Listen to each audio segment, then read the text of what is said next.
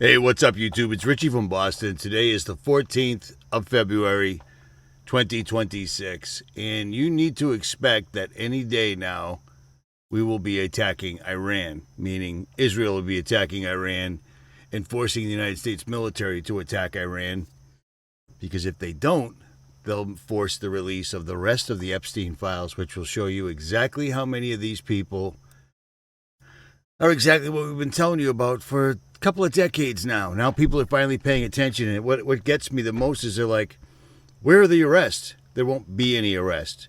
There won't be any arrest. Nobody of consequence will get arrested. They'll throw a few bones here and there to make it look like they're actually delivering justice, but they won't be.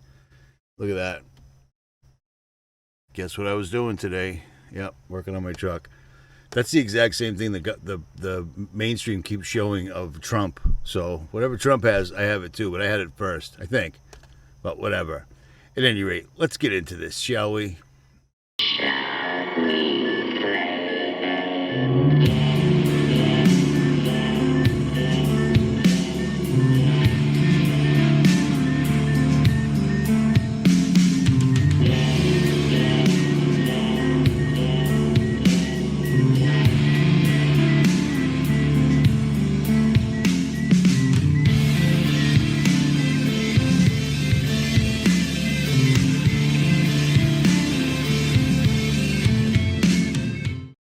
But before we get into this, let me remind you one more time to turn your IRA or 401k, all the money, ones and zeros you have in the bank, into actual gold and silver. You're not buying gold. You're exchanging your useless ones and zeros in the bank that they're not going to give to you anyways for actual gold and silver. And this year they're doing, or for the 250th anniversary, they're doing a huge additional silver giveaway, up to 20 or 30,000, I believe. So you might want to get on this while you still can, because they're going to take your retirement, period. It's always been the plan. And Whitney Webb is going to explain it in so many more words than I have, but you'll understand that this is not just smoke and mirrors. Get your money out of the bank, have them send the gold to your house. Here we go. I think it's quite clear that the way to force onboarding of the CBDC or this type of digital currency system is going to be some sort of crisis, some sort of event. I think the immigration crises, any sort of refugee situation, that's going to be used to push for digital IDs. I think it's just a very easy excuse for them, a way for them to quickly manufacture consent. Because, all these people, we don't know who they are. They could be criminals. They could be anybody. We have to know who everybody is. And it's going to be sold as a way to provide security to the insecurity created by the migrant crisis. So I think there's been growing awareness for some time that there's a lot of bipartisan consensus about most of the policies of the US government, like endless war, for example. And some people refer to it as the uniparty. But people also forget that too. And so what a lot of people call this the two-party model, people refer to it sometimes as the left-right paradigm. But I think not a lot of people truly understand how that paradigm works. If you think about it as the left hand and right hand of the establishment, you'll have one of those hands create a problem intentionally. And then the opposing hand comes in and offers the solution. But the solution was always what the establishment wanted, but it's sold as a solution to a problem created by the other side. So it creates the illusion that the opposing force solved a problem, but in reality, the problem was manufactured by one hand of the system, and then the solution was offered by the other hand. The man that claims to have created CBDCs is a man from Barbados named Oliver Gale. He created one of the first, arguably the first CBDC project in the Caribbean, and then went on to have a key role in creating the Nigerian CBDC, the e-Naira. So the way the CBDC in Nigeria was set up is that in order to access the CBDC, you have to have a national identification number, which is the Nigerian digital ID project. So you have to have a digital ID in order to be able to access the Nigerian CBDC. And the way they tried to get people to onboard to the CBD system was by essentially cutting off the vast majority of the cash in circulation in Nigeria. So you heard what Whitney said in so many words. They're going to just keep crushing it till there's no more cash. Cash is too inconvenient. Cash isn't safe. And people aren't going to buy it. Not everybody. So what they're going to do, like I've been telling you for a couple of years now, is they're going to do an event. Something to do with migrants, where they need to have you on a digital ID, or you can't access anything, whatever. This video is going to be too long. I need a few points. I got to get a few points across real quick. And I'll leave the rest of that interview with her at the end of the video if you want to watch it. But they're going to force, well, she explains it. She explains it in the entire video. They're already hacking banks, Russian hackers, even though they're working with the Russians to do the digital ID in one world currency. You see what I'm saying? I don't like how she always talks about bipartisan and left hand and right hand. There is no politics. It's a gang that's taken over quite a long time ago. I think probably before I was even born, but I guess if I had to give it a starting point, I'd say the day they blew Kennedy's head off in front of everybody for the entire world to see was probably the starting point. But this has been on my mind. I don't know if I'm right or if I'm wrong, but look at this. Remember the lighting ceremony at the Winter Olympics?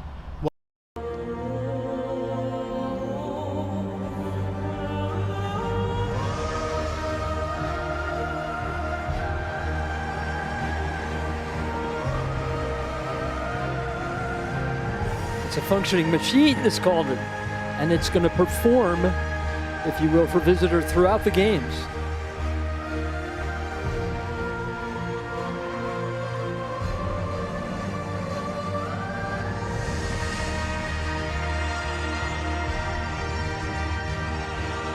The two cauldrons lighting up the sky.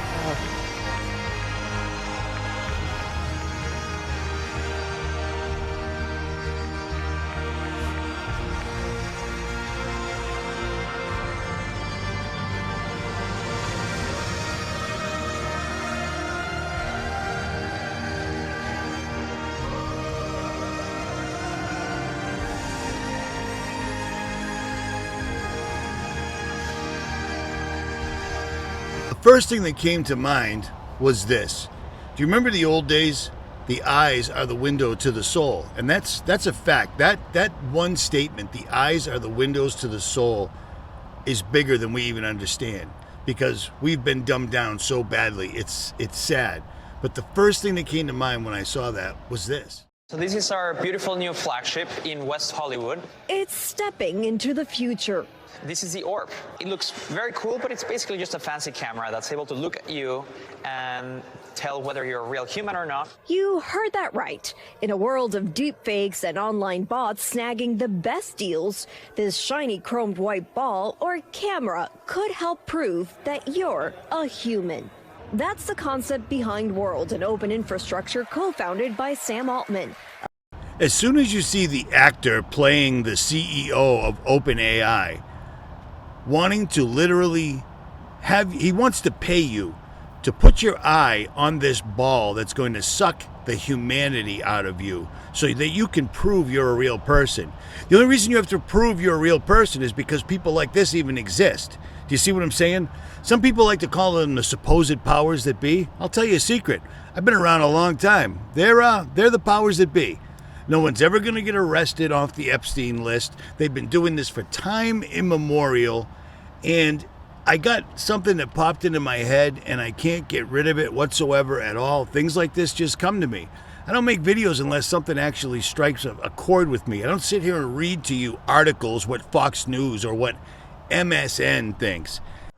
I've gone out of my way to avoid trying to get views. Certain channels aren't allowed to get views. Myself, Call for an Uprising, Face Like the Sun, any other channel that got their main YouTube channel back, or their backups in my case, you're allowed to be on there because they're data farming, but you'll never see viral numbers ever. The only channels that are allowed to get any types of views aren't telling you anything of any consequence. They're repeating things. They're showing you things off of TikTok. They're reading articles to you, things of that nature. I've specifically not spoken about the Epstein list or Charlie Kirk, but this just came to me today. Just came to me, and I will do a larger video on it when I'm not at a rest stop. Charlie Kirk, Turning Point, is taking the place of the Epstein Island activities. Epstein's not dead. Epstein's wherever Epstein's at. We've already got aerial footage of him from his ranch in New Mexico that no one ever actually usually talks about because that would involve research, but I'll digress. But Turning Point is the perfect machine to keep the adrenochrome coming, because these people rely on it. They need the adrenochrome from children. I've told you this before with Aleister Crowley, 5 years and younger. A 5-year-old boy is preferable. They use them in their magical occult rituals that are very well working. If you're my age and you're looking around, you can see that everyone's got a spell on them and it cannot be broken. You can give them all sorts of information and they just can't see it. They don't want to see it because a spell's been cast, because that's what a show is. That's what Hollywood is. I told you this almost 20 years ago. I'll say it again. Hollywood, the stick from the holly tree, used to be used to make magic wands in ancient Druid ceremonies, and it still stands to this day. Broadcasting. They're broadly casting a spell to you. Do you see what I'm saying? And there's a reason that the entire coven is in Hollywood and then spreads outward. But all of these people are down with this because these people don't want to die, because they're going to have to face judgment. You think you know the Bible? Well, they know the Bible a lot better than we do, and they're doing everything they can to get around judgment. And here's one I got for you real quick. I don't mean to say this, but I've met a lot of people over the last 6-7 months. And they're really solid people. They got a solid plan. They're good to go. They're awake on so many topics. But they're still engaging in fornication out of marriage. I've been straight. I've been celibate for like 8 years now, because I'm not trying to have a family and I'm not trying to spread my seed. So all I'm doing is fornicating for the sake of fornication. And then people that are Christians that have got their stuff squared away are drinking. You can drink wine, man. Jesus drank wine. Jesus turned water into wine. But drinking spirits, vodka, tequila, things of that nature, that's not the path. It's called spirits for a reason, because if you drink enough of it, it makes you into somebody that you're not normally. Spirits, it's there for a reason. It's all in the Word. The eye is the window to the soul.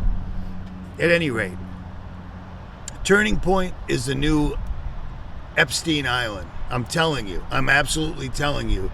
And it's not just based on a hunch. It all goes right back to Jessica Kirk. Is that her name? Erica Kirk, whatever it is. Whatever the name of that character is. She's got ties to the military. The military has ties to Epstein. It's been here before we were here. People are just starting to see it now. We've been talking about this before people even knew about the Epstein files. And we were talking about how these people literally traffic human beings, specifically children. You know what I'm saying? It's crazy. I got a lot on my mind. It's been a long time since I made a video because my channel got hit, so I wasn't allowed. But here I am again. So let's get into the next one. I will expand on Turning Point.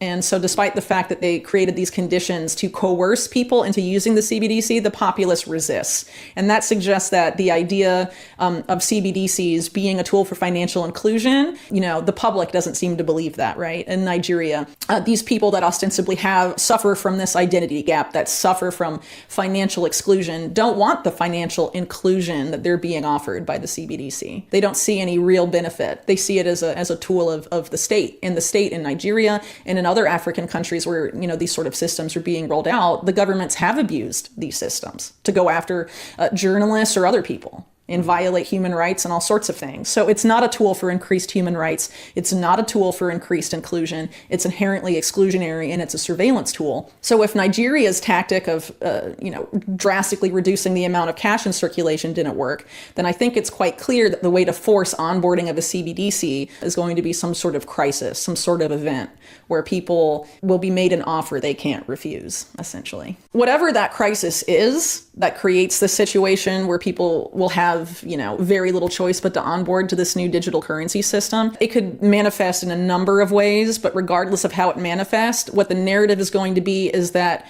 privacy is dangerous, anonymity is dangerous. Specifically, financial privacy is dangerous. Those are going to be the narratives that come out of this event, and that's going to be a way to force onboarding both onto digital currency that can be tracked to stop terror financing or things of that nature. And also we have to know who everybody online is, or we have to know who everybody is interacting with these systems. We need digital ID. It's very much tied up with efforts to regulate the internet. The effort to regulate the internet, specifically in the United States, has been going on for years. Under the Obama administration, they called it the driver's license for the internet. The idea is to have a government-issued ID be necessary for you to access the internet. And in doing so, they know not just what you're posting and saying online, they know what information you're reading online as well. But the difference is, once it's directly connected to a government-issued ID, they could prosecute you for things like publishing misinformation and all of that. And there's actually been pushes from people like former Google CEO Eric Schmidt to punish people who publish alleged disinformation, and that the need that it's necessary to have IDs connected to social media accounts and to people's internet access as a means of facilitating those kinds of arrests or, law enforcement activity. Well, there's a couple of reasons why I think they'd want to have private banks have like a major role in this digital currency system to come. If there's a private sector entity banking you and managing your money, it's much easier for them to bank you than the federal government. So for example, if the Federal Reserve were to do a direct issue CBDC, it would be harder for them to freeze someone's bank account or debank them in any sort of significant way, as opposed to a private company where you have, for example, precedents where JP Morgan Chase, for example, debanked Dr. Mercola and some of his executives and didn't give any reason as to why. They just said, we can no longer provide you with financial services. No questions asked. That would be very hard to do in the case of a direct issued CBDC. This is something similar to the argument that's been made for social media companies censoring. They say, oh, but they're private companies, so they can restrict speech however they want. But we know now that their restrictions on private speech have been a result of public sector pressure. So again, people need to keep in mind that this is a public-private partnership. That's the prevailing model in the United States. The digital dollar in the United States is also going to be a public-private model. You'll have the Fed, the central bank, working with the private banks that own the Fed in the United States. And that will be the partnership between them will be the system. It's not going to be all public. It's not going to be all private. It is a partnership. If you're using these existing dollar-pegged stablecoins, those are already here. They're already on blockchains. And a lot of those phases that would take the Fed a few years have already been accomplished if you choose to use those. And if you regulate them so that they have to keep their reserves at the Fed, then you're able to sort of have the same kind of system, but you don't have to go through the process of creating a direct issued CBDC. China, for example, they already have their CBDC. So the US is behind. So to remain competitive, they say, and have a first mover advantage, we should go with the digital dollars that are already here. So that's dollar-pegged stablecoins. The banks that are involved in this new system, it's very unlikely it's going to be the existing banks we have in the US right now. And that's because just like in 2008 and more recently with the Silicon Valley banking crisis, every time there's a major financial crisis, there seems to be a major bank consolidation wave.